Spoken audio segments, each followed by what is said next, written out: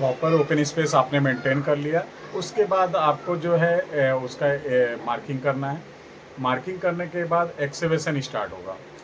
Excavation proper हो जाने के बाद एक्सकेवेशन के टाइम ध्यान रखना है कि एक्सकेवेशन 45 डिग्री स्लोप में होना चाहिए।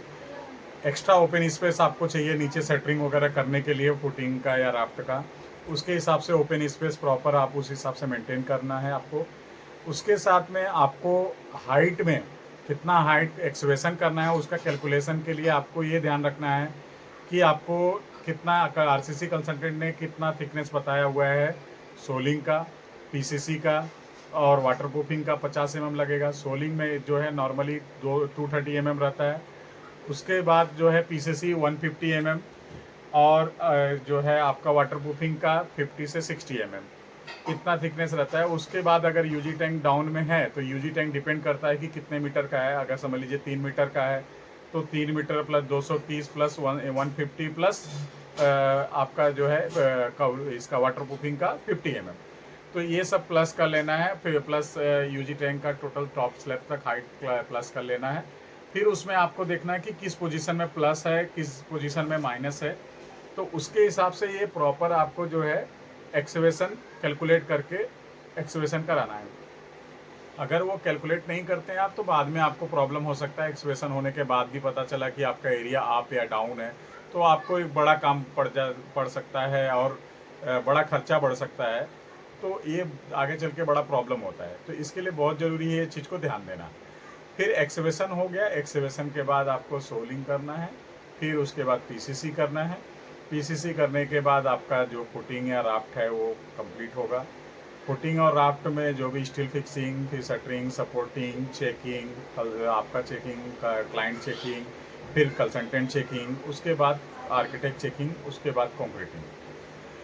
जो आर्किटेक्ट चेकिंग भी बहुत ज़रूरी है क्योंकि कैसा है अगर आपका कॉलम वगैरह जो भी कॉलम टू कॉलम जो सेंटर लाइन के हिसाब से मिलना चाहिए मेजरमेंट वो प्रॉपर है या नहीं है वो आर्किटेक्ट प्रॉपर चेक करेगा। अगर आपसे मिस हो गया, आपने चेक किया है लेकिन आपसे मिस हो गया तो आर्किटेक्ट चेक कर लेगा। कंसल्टेंट भी प्रॉपर चेक कर लेगा रेंफोर्समेंट प्रॉपर है कि नहीं, डाया वाइज है कि नहीं, स्पेसिंग प्रॉपर मेंटेन है कि नहीं, वो सब चीज़ें चेक करना बहुत ज़रूरी है। चेकिंग हो गया। कंक्रीटिंग हो गया। कंक्रीटिंग के टाइम ध्यान देना है आपको प्रॉपर कॉम्पैक्टिंग होना चाहिए, सोलिंग होना चाहिए, प्रॉपर कॉम्पैक्टिंग होना चाहिए, प्रॉपर जो है उसको वाइब्रेटर का यूज होना चाहिए। कंक्रीटिंग प्रॉपर होने के बाद उसका प्रॉपर क्यूरिंग होना बहुत ज़रूरी है। 7 दिन कम से कम और मैक्सिमम 7 से 14 दिन की क्यूरिंग करना चाहिए फाउंडेशन और राफ्ट का। उसके बाद आपको स्टार्टर करना है। राफ्ट कंक्रीटिंग या फुटिंग कंक्रीटिंग हो जाता है उसके बाद आपको कॉलम का बेस, लिफ्ट का बेस, वो सब चीज़ों का जो है बेस कंक्रीट जो करते हैं उसी को स्टार्टर बोलते हैं। स्टार्टर कंक्रीटिंग करना है। स्टार्टर कंक्रीटिंग के बाद आपको फिर कॉलम कंक्रीटिंग करना है। कॉलम करने से पहले जो रेंफोर्समेंट फिक्सिंग कर रहे हो प्रॉपर एज पर ड्राइंग होना चाहिए, प्रॉपर शटरिंग सपोर्टिंग होना चाहिए, प्रॉपर प्लम चेक होना चाहिए, ओपन स्पेस चेक होना चाहिए, column to column proper measurement X Y direction में दोनों डायरेक्शन में चेक होना चाहिए और वो चेक होने के बाद ही कंक्रीटिंग करना चाहिए। एक सेफ्टी प्रिकॉशन के तौर पे कंक्रीटिंग होने के बाद अगर वापस से आप चेक करते हैं तो ये और अच्छा प्रैक्टिस है कि आपका अगर कुछ गलती हुआ है, अगर किसी वजह से प्रॉप्स जो सपोर्ट आपने किया है वो डिसबैलेंस हो गया है तो आप सेम टाइम एडजस्ट कर सकते हो। कुछ टाइम बाद नहीं कर सकते, नहीं तो कॉलम कंक्रीटिंग में जो भी आपने कंक्रीटिंग किया है उसमें क्रैक आ सकता है। विदिन 30 मिनट्स आप कुछ भी कर सकते हैं। तो ये बहुत ज़रूरी है ध्यान देना। तो इसके बाद जो है आपका कंक्रीटिंग कर लीजिए, कंक्रीटिंग के बाद भी चेकिंग कीजिए। फिर नेक्स्ट स्टेप्स आता है बैकफिलिंग का। बेसमेंट एरिया नहीं है तो प्रॉपर बैकफिलिंग होगा। बैकफिलिंग होने के बाद जो है आपका बैकफिलिंग होने के तुरंत बाद आपका हो गया जो है एंटी टर्माइट यूज होगा।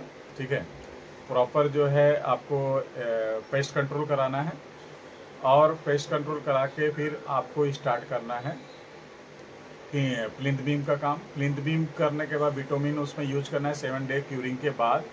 ठीक है, और उसके बाद बिटोमिन आपको जो है कंक्रीट को सेव करता है और सोलिंग, फिर उसके बाद सोलिंग करना है 230 mm का। उसके बाद 150 mm का पीसीसी करना है।